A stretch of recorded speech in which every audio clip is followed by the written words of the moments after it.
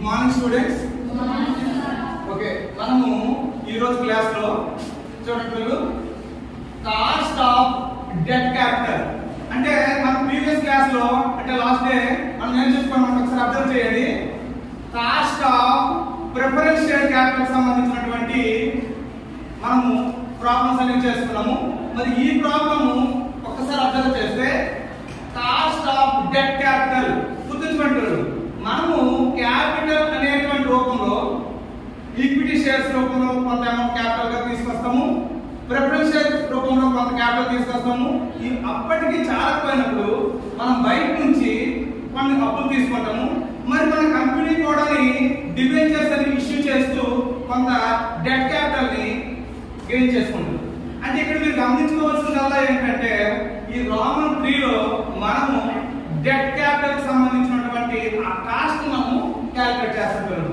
ఒక్కసారి అబ్జర్వ్ చేస్తే ఈ డెట్ క్యాపిటల్ అనేటువంటిది మనకి దీంట్లో అది రెండు రకాలు. ఎలా? Redeemable debt capital, irredeemable debt capital ఉంటుంది. అంటే ఆ డెట్ అనేటువంటిది పూర్తిగా ఎప్పుడైనా విమోచన చేసే అవకాశం ఉంటుంది, కొన్ని సందర్భాల్లో పూర్తిగా విమోచన చేసే అవకాశం లేనటువంటివి. అలాగే దాంతో పాటు మనం ఈ ప్రాబ్లం ఇక్కడ తీసుకున్న పిల్లలు ఒకసారి అబ్జర్వ్ చేయండి. దీంట్లో మనం ఏం చేస్తాము అంటే కాస్ట్ ఆఫ్ డెట్ క్యాపిటల్ మనం క్యాలిక్యులేట్ చేస్తాం. అది బిఫోర్ ట్యాక్స్ ఎంత అవుతుంది, ఆఫ్టర్ ట్యాక్స్ ఎంత అవుతుంది అనేటువంటిది మనం ఈ ప్రాబ్లం లో తెలుసుకుంటాం. అంటే యాక్చువల్ గా చెప్పాలంటే ఇది ఇక్కడ 2 షేర్స్ ఉన్నటువంటి ప్రాబ్లం ఇది. అంటే బిఫోర్ ట్యాక్స్ అనేటువంటిది కాస్ట్ ఆఫ్ డెట్ క్యాపిటల్ ఎంత అవుతుందో క్యాలిక్యులేషన్ అనేటువంటిది ఒక షేర్ అనుకుంటే, ఇక్కడ మనకి ఆఫ్టర్ ట్యాక్స్ ఆ కాస్ట్ ఆఫ్ డెట్ క్యాపిటల్ ఎంత అవుతుందో తెలుసుకోవడం. ఈ రెండు కూడా ఈ ఒకే ప్రాబ్లం లో మనము సెలెక్ట్ చేసుకొని దీంట్లో ఆన్సర్ చేయబోతున్నాము. ఒక్కసారి అబ్జర్వ్ చేయండి. చూడండి, ఫస్ట్ ప్రాబ్లం ఒకసారి చదువుతాం. చూడండి, ఏ కంపెనీ ఇష్యూ 10% ఇర్రిడీమబుల్. గుర్తుంచుకుంటారు, ఇర్రిడీమబుల్ అంటే విమోచనం చేయలేనటువంటి, అంటే ఎప్పటికి తీర్చలేదు అటువంటి debt capital. Irredeemable debentures of 1 lakh rupees. 1 lakh rupees. The company is in the 55% tax. అంటే కంపెనీ 55% ట్యాక్స్ అనేటువంటి పే చేస్తుందంట. Calculate the cost of debt. చూడండి, calculate the cost of debt. మనం క్యాలిక్యులేట్ చేస్తాం కదా కాస్ట్ ఆఫ్ డెట్ అని. దీంట్లో before tax calculate చేయమంది, ఇక్కడ చేస్తాము. ఆఫ్టర్ ట్యాక్స్ క్యాలిక్యులేట్ చేయమని చెప్పింది, ఇక్కడ క్యాలిక్యులేట్ చేస్తాం. అయితే మరి దీంట్లో కూడా కొన్ని కండిషన్స్ ఇవ్వబడ్డాయి. ఏంటి ఆ కండిషన్స్ అంటే if the debentures are issued, అంటే ఈ డిబెంచర్ ఎలా ఇష్యూ చేసినట్లయితే, ఎలా? First point, par value issue చేసినట్లయితే ఎంత అవుతుంది? 10% డిస్కౌంట్ ఇష్యూ చేసినట్లయితే ఎంత అవుతుంది? 10% ప్రీమియం ఇష్యూ చేసినట్లయితే ఎంత అవుతుందో మనము ఈ ప్రాబ్లం లో, అంటే ఈ 3 కండిషన్స్ ఈ 2 షేడ్స్ ఏది బిఫోర్ ట్యాక్స్ ఆఫ్టర్ ట్యాక్స్ లో ఎలా ఉంటుందో ఒకసారి మనం అబ్జర్వ్ చేయండి. చూడండి, దీంట్లో ఫస్ట్ వన్ బిఫోర్ ట్యాక్స్ మనం క్యాలిక్యులేట్ చేస్తున్నాము. ఇక్కడ మన ఫస్ట్ కండిషన్ ఇక్కడ రాస్తున్నాం. చూడండి, when debentures are issue at par, అంటే డిబెంచర్ వాల్యూ ఎంత ఉంటుందో అంతకే మనము దాన్ని సేల్ చేసేటప్పుడు అంట. ఓకే, ఇక్కడ అబ్జర్వ్ చేయండి. దీనికి ఫార్ములా చూడండి, ఇక్కడ మనకి కేడి అంటే కాస్ట్ ఆఫ్ డెట్.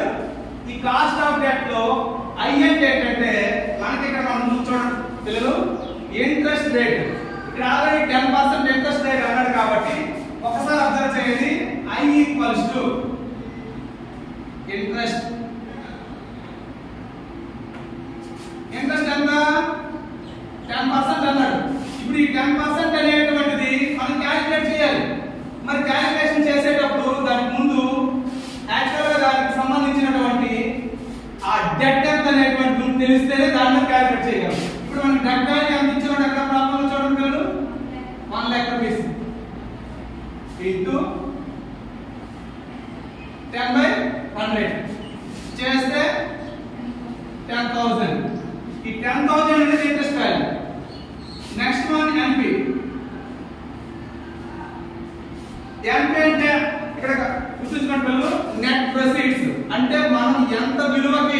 అవి జారీ చేస్తున్నాము 1 lakh రూపీస్.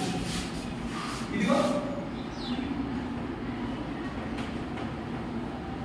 ఇప్పుడు దీంట్లో అప్లై చేసేస్తాము 10,000 బై చూడండి 10,000 కదా I ఈక్వల్స్ టు 10,000 కదా అప్లై చేసాము NP equals to 1 lakh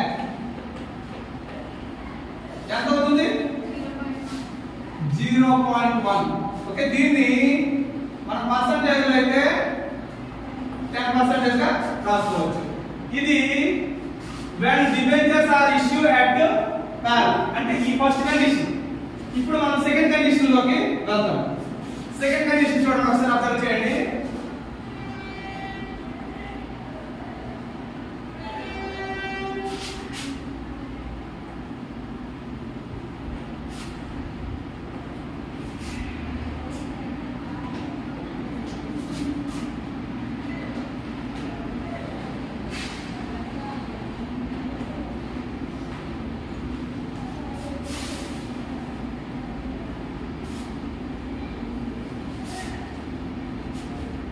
observe చేయండి ఫార్ములా పాతే కదా ఫార్ములా చేంజ్ అవ్వదు. ఒకసారి చూస్తే KD equals to I by NP కదా ఇక్కడ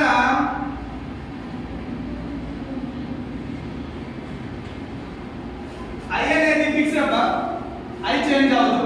ఎందుకంటే ఎప్పుడు కూడా మనం డెట్ అనేటువంటిది ఎంత వాల్యూ మనం తక్కువ కమ్మచ్చు ఎక్కువ కమ్మచ్చు కానీ ఎంత వాల్యూ 1 lakh రూపీస్ కాబట్టి ఇంట్రెస్ట్ రేట్ అనేటువంటిది ఎప్పుడు కూడా దాని మీద ఉంటుంది కాబట్టి అది ఫిక్స్డ్. ఇక్కడ మనం పట్టుకోవాల్సిందల్లా ఏంటంటే NP అప్లై చేస్తే ఇక్కడ చూడండి పిల్లలు NP లో ఆల్రెడీ 1 lakh నెట్ ప్రొసీడింగ్స్ అని చెప్పాం కానీ ఇక్కడ ఏమన్నాడు 10% డిస్కౌంట్ అన్నాడు. కాబట్టి దీంట్లో నెట్ ప్రొసీడింగ్స్ అంటే మనం ఎంతైతే ఇష్యూ చేస్తున్నామో ఆ వాల్యూలో 10% అంటే దీని మీద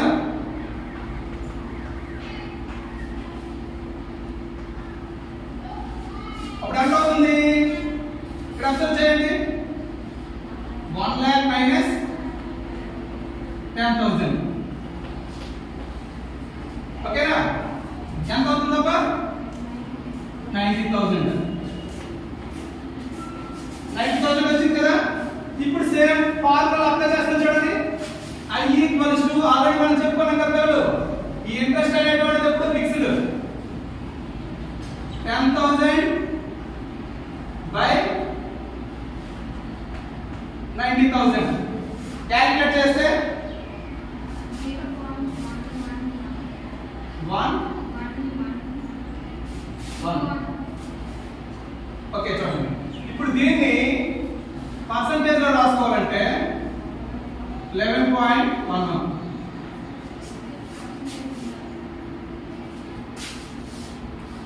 ఓకేనా చూసుకోండి. అంటే ఇక్కడ మీరు గమనించుకోవాల్సింది దీన్ని ఉన్న వాల్యూకే అమ్మాం ఇక్కడ 10% డిస్కౌంట్ అన్నాడు కాబట్టి దాని వాల్యూ ఇప్పుడు చేంజ్ అయిపోయింది. ఇప్పుడు థర్డ్ కండిషన్ ఎక్స్ట్రా కమ్మడం ప్రీమియం అంటే ఎక్స్ట్రా కమ్మడం ఇక్కడ రాస్తున్నా చూడండి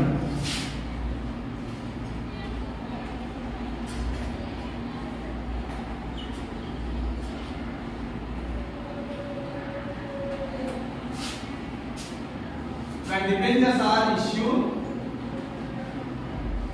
at 10% premium ఇక్కడ అర్థం చేయండి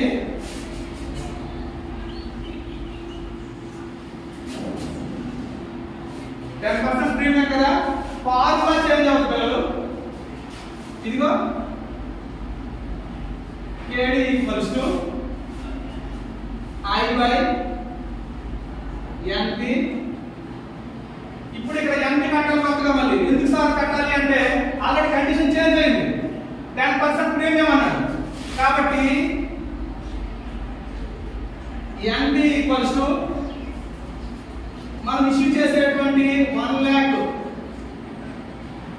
ప్రీమియం అంటే ఎడిషన్ 10% అన్నాడు కాబట్టి సేమ్ 1 lakh మీద 10% just 1 lakh plus 10% కదా.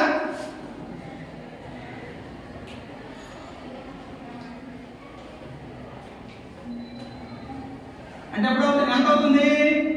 1,10,000 అవుతుంది. మనం దీంట్లో అప్లై చేసుకోవచ్చా? I equals to 10,000 by 1,10,000. MP value చూసుకోండి. ఎంపీ వాల్యూ ఎంత? ఇదే కదా ఎంపీ వాల్యూ 1,10,000. చేస్తే ఒకసారి అర్థం చేయండి. క్యాల్కులేటర్ పట్టుకుందాం ఒకసారి. 10,000 by 1,10,000 ఎంత అవుతుంది అప్పుడు? 0.0. ఇప్పుడు దీని వాల్యూ ఎంత అవుతుంది తెలుసా? దీని పర్సెంటేజ్ చేంజ్ చేసుకుంటే 9.09%. ఇది పర్సెంటేజ్. ఓకే, చూడండి ఒకసారి అబ్జర్వ్ చేయండి. షేర్ ని డిబెంచర్ ని ఫేర్ వాల్యూకి సేల్ చేస్తే దాని కాస్ట్ ఆఫ్ డెట్ 10% అవుతుంది. దాన్ని డిస్కౌంట్ కి మనము తక్కువ రేటుకి అమ్మితట దాని ఖర్చు ఎక్కువైపోతుంది. అదే డిబెంచర్ ని మనం ఎక్స్ట్రా అమ్మితే దాని యొక్క ఖర్చు 9 రూపాయలు తగ్గుతుంది. ఇది బిఫోర్ ట్యాక్స్. ఇప్పుడు ఆఫ్టర్ ట్యాక్స్ కండిషన్స్ ఒకసారి చూద్దాం. ఇగో ఆఫ్టర్ ట్యాక్స్ ఏమని చూడండి ఒకసారి అబ్జర్వ్ చేయండి. ఈ మూడు కండిషన్స్ ఇక్కడ కూడా అప్లై అవ్వాలి. when debentures are issued at par, ఈ కండిషన్ లో ఒకసారి చూడండి. ఇది formula KD equals to I by NP into 1 minus T for tax. ఇక్కడ మిగిలిన ఫార్ములా అంతా సేమ్. ఇక్కడ 1 minus T అంటే ఇక్కడ ట్యాక్స్ ఆఫ్టర్ ట్యాక్స్ అన్నారు కాబట్టి ట్యాక్స్ వాల్యూ అనేటువంటి దిశ చూడండి. ఈ ట్యాక్స్ వాల్యూ అనేటువంటి తీసుకోవాలంటే ఇంకేమి చేంజ్ అవ్వదు. కానీ కండిషన్ బట్టి మారుతుంది కాబట్టి ఒకసారి ప్రాబ్లం చేస్తాం చూడండి. సేమ్ I అనేది ఇక్కడ ఆల్రెడీ చేస్తాం కాబట్టి చేంజ్ చేస్తే ఉండదు. 10,000 పేరు మళ్ళీ కొత్తగా కట్టట్లేదు. I అనేది చూడండి ఇక్కడ వచ్చింది కదా 10,000 వచ్చిందా లేదా? సేమ్. నెక్స్ట్ NP అనేటువంటిది కూడా సేమ్ 1 lakh రూపీస్. ఇప్పుడు దీన్ని ఫార్ములాలో అప్లై చేసేస్తాను. ఒకసారి చూడండి. 10,000 by 1 lakh into 1 minus ఇక్కడ T equals to 55 అన్నాడు కదా, అది పర్సెంటేజ్. దాన్ని విలువలోకి మార్చుకుంటే 0.55. ఓకేనా? ఇప్పుడు దీని ఇమిడియట్ స్టెప్ చెప్పండి పిల్లలు. దీన్ని డివైడ్ చేస్తే ఎంత అవుతుంది? క్యాలిక్యులేటర్ కొట్టండి. 1000 by 0.1 కదా, 0.1 ఇంటూ ఇక్కడ నుంచి మైనస్ చేస్తే ఎంత అవుతుంది? 0.45 గా 0.45. ఓకేనా? ఇప్పుడు చూడండి పిల్లలు దీని నెక్స్ట్ స్టెప్ ఎక్కడ వేస్తున్నాను. ఓకేనా? ఈ రెండు మల్టిప్లై చేస్తే 0.045. అప్పుడు పర్సెంటేజ్ లో చేంజ్ చేసుకుంటే ఎంత అవుతుంది? 4.5% ఆఫ్టర్ ట్యాక్స్. ఇది అట్ పార్ వాల్యూ. దీని తర్వాత రాసింది. ఓకేనా? నెక్స్ట్ సెకండ్ కండిషన్ అబ్జర్వ్ చేయండి.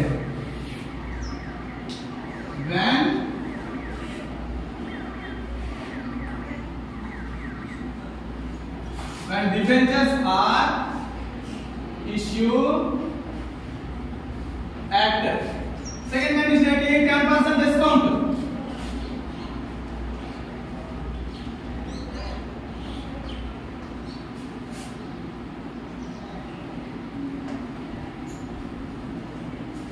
పిల్లలు ఇక్కడ అబ్జర్వ్ చేయండి. సేమ్ ఇక్కడ కూడా ఈ విలువలతోనే మనం ట్రావెల్ చేస్తాం. మనకి చేంజ్ చేయలేదంతా ఇది ఒకటే కదా. ఒకసారి అబ్జర్వ్ చేయండి. ఎందుకు? సేమ్ ఇక్కడ ఉన్నటువంటి విలువలే ఇక్కడ వస్తాయి. ఇదిగో KD equals interest by net proceeds into 1 minus T. ఇంతే కదా. దీనిలో చూడండి ఒకటి చెప్తాను, ఇక్కడ రాస్తాను, మీరు రాస్తాను చూడండి. I equals ఎంత 10,000. నెక్స్ట్ NP చూడండి 10% డిస్కౌంట్ అయ్యేటప్పుడు NP వాల్యూ ఎంత చూడండి. 10% డిస్కౌంట్ లో NP వాల్యూ ఎంత 90,000.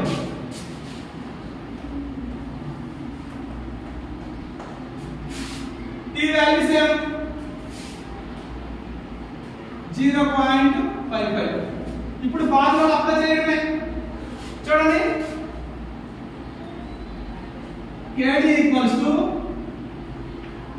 10,000 by NP అంటే ఎంత 90,000 into 1 minus 0.55. దీని ఇమిడియట్ స్టెప్ చూడండి. దీన్ని డివైడ్ చేయము. దీన్ని డివైడ్ చేస్తే ఎంత వచ్చింది 0.111 కదా into 0.45.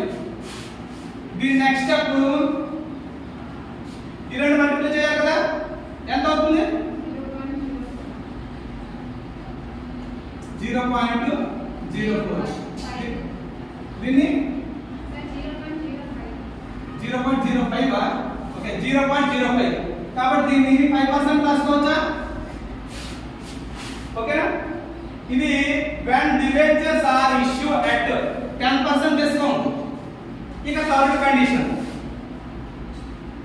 10% premium.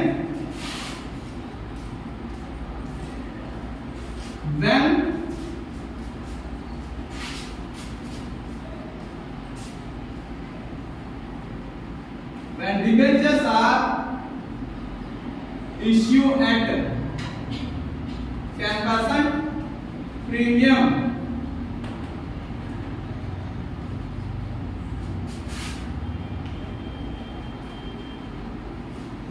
Okay same third condition లాంటిదే కదా. మనం ఫస్ట్ ఫార్ములా రాసుకుందాం. KD equals to I by NP into 1 minus T. దీంట్లో కొన్ని వాల్యూస్ మారుతాయి కదా. ఏ వాల్యూ మారుతుంది? NP వాల్యూ మారుతుంది, నెట్ ప్రొసీడింగ్ వాల్యూ మారుతుంది. చూడండి ఇక్కడ రిమైనింగ్ థింగ్స్ ఏమీ చేంజ్ అవ్వవు. మనము రాద్దాం. I equals to 1 lakh 10,000 కదమ్మా. చూసుకోండి 10,000 NP అక్కడ కట్టాం కదా. చూడండి ప్రీవియస్ ఇక్కడ ప్రాబ్లం చూడండి 1,10,000. Next T equals to 0.55. ఫార్ములాలో మనము అప్లై చేస్తాం. KD equals to I ఎంత ఇక్కడ 10,000 by NP ఎంత 1,10,000 into 1 minus T ఎంత ఇక్కడ 0.55. నెక్స్ట్ దీని నెక్స్ట్ స్టెప్ చూసుకుంటారు. ఎంత అవుతుంది? దీన్ని మల్టిప్లై చేస్తే 0.0 వచ్చింది. ఇప్పుడు దీని నుంచి మైనస్ చేస్తే ఇంటూ 0.45. ఇప్పుడు ఈ రెండు మల్టిప్లై చేయాలి కదా. నెక్స్ట్ స్టెప్ కి 0.040.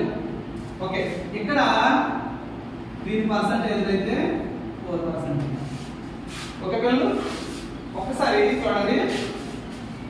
మనకి కాస్ట్ ఆఫ్ డెట్ క్యాపిటల్ అనేటువంటిది మనం రా మెటీరియల్ అంటే ఈ కాస్ట్ ఆఫ్ క్యాపిటల్ లో థర్డ్ స్టేజ్ ని మనము చేస్తున్నాము. దీంట్లో ఆ కాస్ట్ ఆఫ్ డెట్ లో రిడీమబుల్ ఇర్రిడీమబుల్ అని చెప్పేసి రెండు కండిషన్స్ ఉంటాయి. మనకు ఆల్రెడీ ఈ ప్రాబ్లమ్ ఇర్రిడీమబుల్ లో ఇవ్వబడింది. మరి దీంట్లో కూడా బిఫోర్ ట్యాక్స్ ప్రాబ్లం ఎలా ఉంటుంది, ఆఫ్టర్ ట్యాక్స్ ప్రాబ్లం ఎలా ఉంటుంది, మనము రెండు కూడా ఇక్కడ చేయబడేవి. ఓకే, ఇంతటితో ఈ ప్రోగ్రామ్ క్లోజ్.